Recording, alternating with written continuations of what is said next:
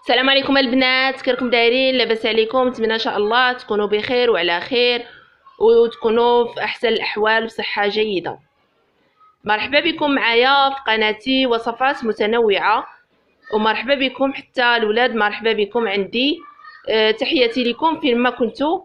نتمنى منكم اللي يدخل قناتي يدعمني بالاشتراك وتفعيل الجرس لكي يوصلكم اي جديد. مرحبا بكم عندي. هاد الوصفه اللي هي وصفه للشعر، كتصلح للبنات والرجال حتى هما. مرحبا بكم معايا. الوصفه اليوم هي متكونه من القرنفل، كما كتشوفوا معايا القرنفل. مكونات يعني هي ماشي ما كتطلبش امكانيات بزاف. عندي هنايا الثوم، ضروري يكون الثوم الاحمر. كما كتعرفوا الثوم راه مزيان للشعر، كيقويه. عندي هنا زيت الزيتون، وعندي هنايا قرعه تاع الشامبان. اي شامبان عندكم في الدار، اي شامبان، ماشي ضروري يكون كاظم. صافي نبداو نوريكم كيفاش غادي تستعملوا هاد الوصفه. غادي ناخذوا الثوم كما كتشوفوا معايا. الثوم راه ممتاز للشعر وكيعطي الشعر كثافه وكيقويه، هو راه مزيان هاد الثوم الاحمر. المهم انا غادي هذا الثوم غادي نقطعوه. انا راني قطعته من قبل، نقطعوه طريفات كما كتشوفوا معايا هكا. انا قطعته من قبل هكذا، صافي بحال هكا. غادي نجيبو قرعه تاع زيت الزيتون كما قلت لكم،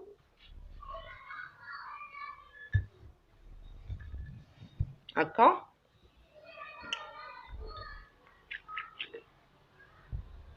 غادي نجيبو هاد الثوم اللي قطعناه من قبل، وغادي نديرو هنايا في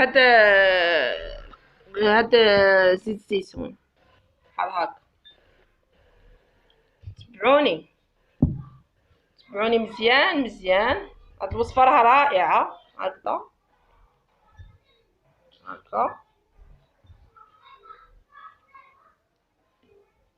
صافي. نديرو هاد هنايا في القرعه تاع الزيت كما كتشوفوا معايا بحال هكا. انا غادي غير نوريكم، نتوما غادي ديروا القياس اللي بغيتو، يعني كثروا من الثوم بحال هكا البنات، هكا خواتاتي هكا. وغادي تحاولوا تخلطوه بشي حاجه. صافي من بعد ما درت الثوم غادي نضيف دابا قرنفل كما كتشوفوا معايا. قرنفل غادي نديروه هنايا مع الثوم هكا. تبعوني مزيان. صافي ديروا هكا القرنفل في هاد القرعه تاع زيت الزيتون. تضيفوا واحد ماشي بزاف، على حسب ديروا، ما تكتروش بحال هكذا. صافي واحد المقدار تقريبا معلقه صغيره ومعلقه صغيره تاع الثوم. صافي من بعد ما درنا هكا في زيت الزيتون سدوها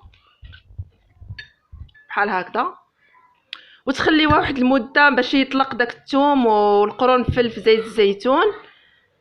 اللي بغيتو كل وحده على حسب شحال تخليها، 4 ايام بغيتو تخليوها 4 ايام، بغيتو تخليوها كل وحده على حسب تخليوها في مكان مظلم هكا. صافي وبداو تستعملوها للشعر قبل ما تدوشوا. استعملوها لشعركم وردوا عليا الخبر، راها ممتازه بزاف البنات، والله العظيم الا انا كنستعملها. هذه دابا انا غادي نبقى نستعمل منها. هذا الشيء اللي درتو دابا غادي نبقى نستعملو انا. قبل الدوش استعملوها ومن بعد دوشوا، راه كتقوي الشعر. اللي بغات شعرها طوال تستعمل هذه الوصفه، اللي بغات ما تبقاش في يعني تبقى شعرها صافي داير قوي وفيه الكثافه تستعمل هذه الوصفه. راها رائعه، واخا مكونات بساط كتبان لكم هكا راها ممتازه. واللي الطريقه الثانيه هي عندنا هنايا الشامبان كما كتشوفوا معايا. اللي بغات دير هاد الطريقه عاوتاني كتنحلو هكا الشامبان ونديرو فيه، ما نديروش الثوم، نديرو غير القرنفل بحال هكا. نوريكم هكا ديروا الثوم القرنفل عفوا، ديروا هنايا القرنفل في القرعه نتاع الشامبان اللي غادي تغسلوا بها. حتى الرجال يقدروا يستعملوا هاد الوصفه بحال هكذا. ديروا واحد المقدار اللي بغيتو، مقدار معلقه صغيره او كبيره نتاع هاد القرنفل، وراه مزيان مزيان الشعر كيرطبو كما قلت لكم وكيقوي بحال هكا. صافي عفوا صافي وتستعملوه شعركم. تحياتي لكم، شكرا لكم بزاف بزاف على المتابعه، وكنتمنى منكم تدعموا قناتي بالاشتراك وتفعيل الجرس وتدعموني الاخوان والاخوات. شكرا لكم بزاف بزاف، والى وصفه قادمه ان شاء الله وحلقه قادمه. مع السلامه.